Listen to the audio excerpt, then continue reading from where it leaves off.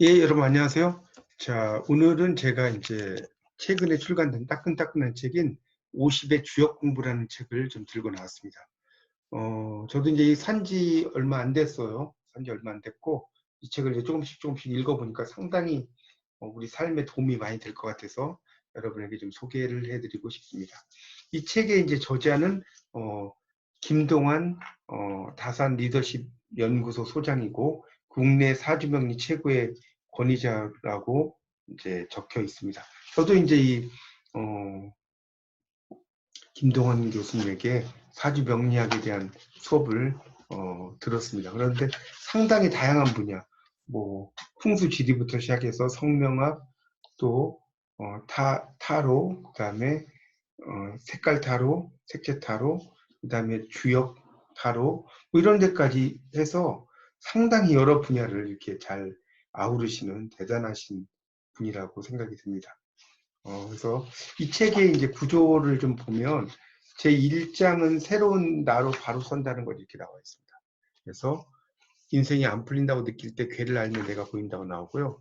제 2장은 정해진 운명을 넘어선다는 것. 흔들리지 않는 중심을 잡고 싶을 때 괴를 알면 사람이 보인다. 또 제 3장은 살아갈 인생의 이치를 깨닫는다는 것. 어제와 다른 내일을 만들고 싶을 때 괴를 알면 세상이 보인다. 이렇게 나오고 있고요. 에필로그가 이제 주역을 새롭게 읽어야 할 때고 추천사 이렇게 나오고 있습니다. 주역이라고 하는 것은 간단히 좀 설명을 좀 드리면 이 주역이라는 것은 말 그대로 이제 주나라의 역이라는 거죠. 이 글자는 이제 시울 리자로 쓰이기도 하고요. 바꿀 역자로 쓰이기도 합니다. 바꿀 역. 바꾼다는 의미죠. 그래서 어떤 그런 의미고 이걸 이제 보통 그래서 역경이라는 말도 쓰죠. 역경. 이제 경이라는 게 경전이라는 거죠. 이 역까지 써서.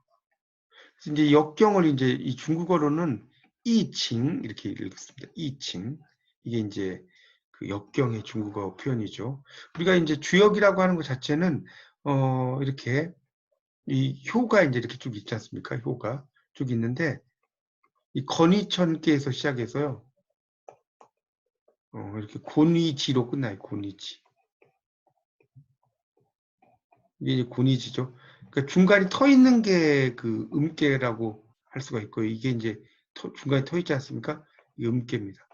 중간이 터 있지 않는 게 양계죠. 그래서 주역이라고 하는 것은 양계로 시작해서 음계로 끝나는 계고요. 우리가 태극기도 보면 어떤 주역의 원리로 이루어졌다고 볼 수 있죠. 이렇게 그려져 있지 않습니까? 그러니까 튀어나온 게 플러스고 들어간 게 마이너스고요. 플러스 마이너스죠. 그러니까 양이 극에 달하면 음이 되고 음이 극에 달하면 양이 되는 거죠. 세상 이치가 그렇죠. 그래서 그런 그 어떤 우주의 원리 이런 것들 다루고 있고요. 결국은 양괴의 건이천이죠. 그러니까 건이라는 말 자체가 하늘이라는 뜻 아닙니까? 건. 곤이라는 게 땅이라는 뜻 아닙니까? 그렇죠? 그러니까 이것을 이제 하늘이라고 이른다는 거죠. 곤을 땅이라고 이른다. 그러니까 양이 극에 달하면 음이 되고 음이 극에 달하면 양이 되고 또 이제 이 책은 다산처럼 이 다산이 또 이제 이렇게 그 주역을 상당히 많이 공부를 또 했다고 그러시죠. 그리고 어, 우리가 이제 유명한 논어 물론 이제 논어는 후세의 이제 제자들이 공자님의 말씀을 글로 옮긴 게 논어 아닙니까? 그걸 썼는데 거기에도 보면 이제 이 공자께서 이렇게 주역책을 상당히 많이 읽으셨다는 거예요. 주역책을 많이 읽어서 그 책이 이제 옛날에는 당연히 이제 책이 없었을 시기니까 일종의 대나무로 이렇게 되어 있죠. 죽간이죠, 죽간. 죽간으로 되어 있는데 너무나 많이 읽어서 이제 그것이 막 그 묶어놓은 것들이 다 끊어졌다는 거죠. 그런 것들이 있죠. 그래서 이제 어, 공자께서 이렇게 주역을 상당히 또 열심히 읽으셨다는 그런 이야기가 또 있습니다. 그런 이야기가 있고요. 그래서 우리가 이제 이런 그 주역을 또 알려면 기본적으로 어떤 사주의 전반적인 성격 이런 것들도 알아두는 것이 상당히 좋다라고 볼 수가 있겠습니다. 이 책에서 이제 좀 제가 읽었던 부분 중에서 괜찮았던 부분, 재밌었던 부분, 그런 내용들을 좀 몇 페이지 소개를 좀 해보도록 하겠습니다. 그런 의미로 이렇게 볼 수가 있어요. 이 책의 17페이지를 보시면요. 책을 가지고 계신 분은 한번 보셔도 되겠고요. 17페이지에 보면 이런 이야기가 나옵니다. 거기에 보면 아랫부분에 실제로 다산은 1803년 늦봄에 거세게 보내는 편지에서 주역에 관한 그의 생각을 이렇게 썼다. 주역을 바라보기만 해도 기가 꺾여서 탐구하고자 하면서도 감히 손도 대지 못한 것이 여러 번이었다. 눈으로 보는 것, 붓으로 기록하는 것부터 밥을 먹고 변소해가며 손가락을 놀리고 배를 문지르는 곳에 이르기까지 어느 하나도 주역 아닌 것이 없었다.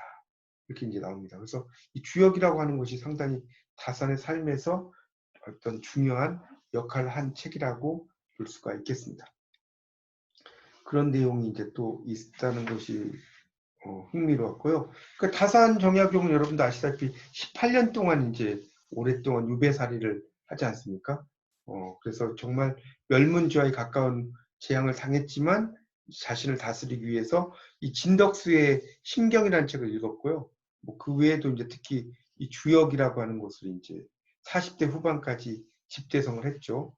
주역사전 이런 거, 역학서언이라든가 이런 책을 또 이제 만들게 됩니다. 그런 내용이 이제 상당히 중요하다라고 볼 수가 있겠습니다. 그래서 이제 여기에 보면 23페이지에 보면 때로는 행동하지 않는 게 득이다 이렇게 나오죠. 우리가 행동을 해야 될 때도 있지만 어떨 때는 행동을 하지 않을 때가 있어요. 그럴 때를 이야기하는 것이 이제 중산간이라고 하는 그 내용이 있죠. 중산간 그런 의미가 있습니다. 그래서 이 중산간이라고 하는 것은 괴를 보면 양괴가 있고 음괴가 이렇게 두 개가 또 있고요. 그다음에 또 양괴가 있고 음괴가 두 개가 있는 이렇게 돼 있죠. 그런 괴를 이야기하는데 때로는 행동하지 않는 게 득이다라는 내용이 쭉 또 나오고 있습니다. 그 다음에 29페이지에 보면 삶이 너무 무거우면 잠시 멈추고 돌아봐라. 이게 지뢰복이라는 이건 중산간이고 지뢰복이라는 괴는 음괴가 계속 있죠. 5개가. 그리고 마지막이 이제 양괴로 되어 있습니다. 지뢰복. 그래서 돌아오는 것은 형통하에 나가고 들어오는 것은 병이 없어 벗이와야 허물이 없느니라. 그 도를 반복하여 7일이 지나 회복해 목표를 두는 것이 이롭다라고 또 이야기를 하고 있습니다.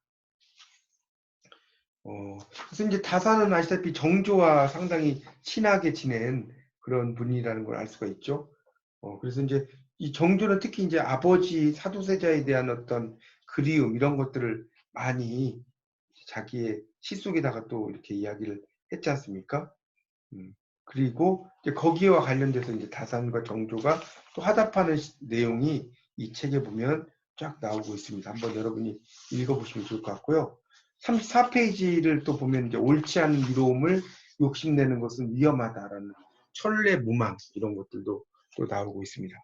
그런 이야기도 나오고 있고 이거 뭐 다 이야기하려면 너무 많기 때문에 그 다음에 41쪽에는 때를 기다리며 매일 정진하라는 거 술의 둔기에 대한 이야기도 쭉 나오고 있습니다. 그리고 이제 미련도 간섭도 모두 버려라는 내용도 쭉 이야기가 되고 있고요. 그 다음에 강한 자일수록 몸가짐을 바르게 한다. 뇌천대장. 강한 자일수록 몸가짐을 바르게 한다는 거. 그 다음에 노력하는 사람은 시련조차 이긴다. 중지곤 65페이지에 나오는데 그 중지곤이라고 하는 것이 있습니다. 그런 내용도 또 나오고 있습니다. 그 다음에 간절한 마음으로 본다는 것, 풍지관 이런 이야기도 있고요. 그 다음에 순리대로 살면 바라던 삶이 온다. 천례무망 이런 것도 나오고요.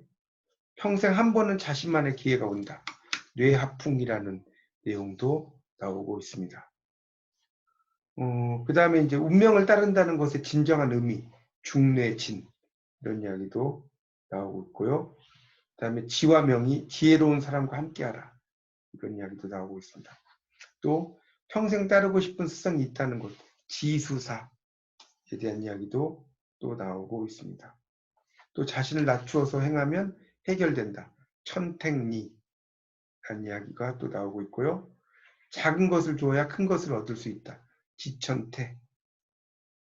뭐 등등 정말 여러 가지 이야기들이 나오고 있습니다. 그리고 이제 이 책의 장점은 이제 중간중간에 뭐 다산이 쓴 시들이 상당히 많이 나와요. 한시 이런 것들이 많이 나오고 있거든요. 그러니까 그런 이런 철학 공부도 되지만 문학 공부도 상당히 또 많이 된다라고 볼 수가 있겠습니다. 이 다산이 이제 목민심서라는 책을 쓰지 않았습니까? 그 1871년에 유배지 강진에서 완성을 했는데 리더로서 갖춰야 될, 그래서 이제 김인시라고 해서 이제 굶주릴 기자의 백성 민자죠. 이 김인시가 있어요. 다산 시 중에. 굶주릴 기자죠. 백성 민자. 굶주린 백성과 관련된 시라는 거죠. 여기에 이제 보면 이 책으로 보면 231쪽에 이런 게 나오거든요. 김인시. 야윈목 따오기처럼 늘어지고 병든 살결 닭가죽처럼 주름진 채 우물을 두고도 새벽물 깃지 않고 땔감을 두고도 저녁밥 씻지 않아. 사지는 그런 대로 움직이지만 걸음은 제대로 걷지 못한다. 어진 정치 베풀기 바라지 않고 봉급더러 구제하는 것도 바라지 않소. 관가의 재물상자 남이 볼까 숨기니 어찌 우리가 굶주리지 않을 수 있나. 마구의 튼실한 사또에만은 정말 우리들의 살과 피라오. 뭐 이런 이야기도 써놓으셨습니다. 그리고 이제 공부에 대한 이야기도 이제 263쪽에 보면 목적이 없는 공부는 참된 공부가 아니다라는 이야기도 또 적혀 있습니다. 그래서 이제 이 다산이 읽어온 학문은 위국애민, 백성을 위하고 그 백성을 사랑한다는 거죠. 이런 거와 관련된 이야기도 쭉 써놓으셨습니다. 그런 내용도 쭉 쓰고요. 그 다음에 이제 279쪽에 보면 이 주역에 대해서 주역사전 깊이 읽기라는 내용이 또 쭉 나오고 있습니다. 그런 내용이 이제, 그래서 여기 보면 291쪽에 보면 이렇게 괴와 관련된 설명 이런 것들도 등장을 하고 있고요. 여러 이야기가 있고 또 64개에 대한 소개도 이제 보면 이 책에 이렇게 나와 있습니다. 297쪽부터 괴에 대한 소개가 쭉 나와 있습니다. 그래서 이 책은 주역에 대해서 잘 모르시는 분들도 이 책을 읽으시다 보면 상당히 많은 도움을 또 얻게 되실 것 같고요. 정말 그 30년간 20만 명의 인생을 바꾼 세상에서 가장 쉬운 내 운명 사용서다. 이렇게 나왔고요. 이 스티븐 호킹이라는 천체 물리학자도 양자역학이 지금껏 해놓은 것은 태극 음양 8개를 과학적으로 증명한 것에 지나지 않는다. 이런 말까지 했다고 합니다. 그래서 여러분이 이 책은 한번 꼭 여러분이 머리맡에 두시고 평상시 이렇게 읽어보시면 상당히 여러분의 삶에 있어서 인생을 문제들 이런 것들을 좀 해결의 감에 있어서 많은 도움이 되지 않을까 이런 생각이 듭니다. 그래서 여러분이 이 책을 꼭 머리맡에다 두시고 이렇게 한 번씩 보시면 여러분의 삶에 상당히 도움이 될 거라고 생각이 됩니다. 자, 지금까지 50의 주역 공부에 대한 책 읽기와 책 소개를 마치도록 하겠습니다. 감사합니다.